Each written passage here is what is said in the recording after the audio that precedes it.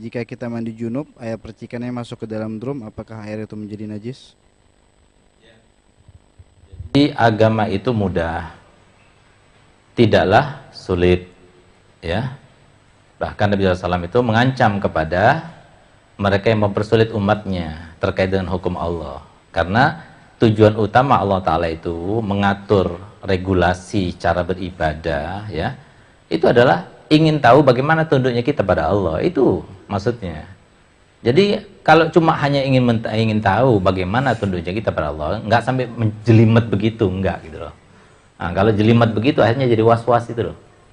Nah, oleh karena itu, jadi sebetulnya air itu kan ada air sedikit, ada air banyak, ya. Kalau air itu banyak, kita pakai di dalam pun nggak jadi masalah. Memercik air itu ke tempat yang banyak itu nggak jadi masalah. Nah, tapi kalau seumpama air itu sedikit, nah, banyak itu di atas 216 liter atau 2 kullah, ya. Nah, itu banyak. Kalau 2 kullah atau 216 liter lebih itu berarti banyak. Tapi kalau di bawah itu berarti sedikit. Nah, kalau sedikit, kalau seumpama sengaja terpercikan, ya, sengaja kita, baru jadi mustakmal. Tapi kok nggak sengaja kayak jadi masalah gitu.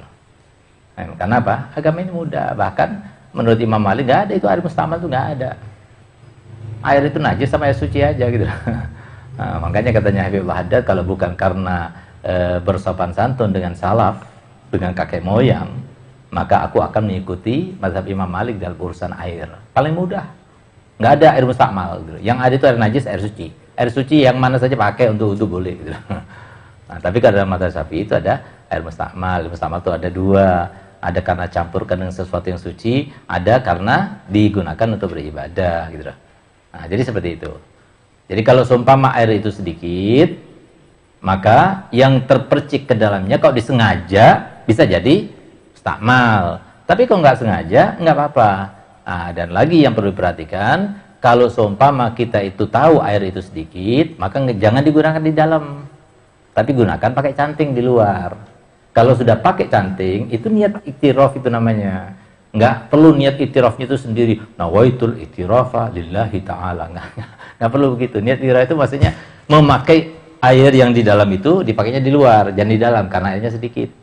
Kalau airnya banyak, ya nggak usah niat itu. Pakai di dalam juga nggak apa-apa. Pakai di luar, dalam sama saja, nggak apa-apa gitu. Kalau air itu banyak, tapi kalau air sedikit harus pakai di luar. Gitu. Itu dalam mazhab Syafi'i. Ya, silakan.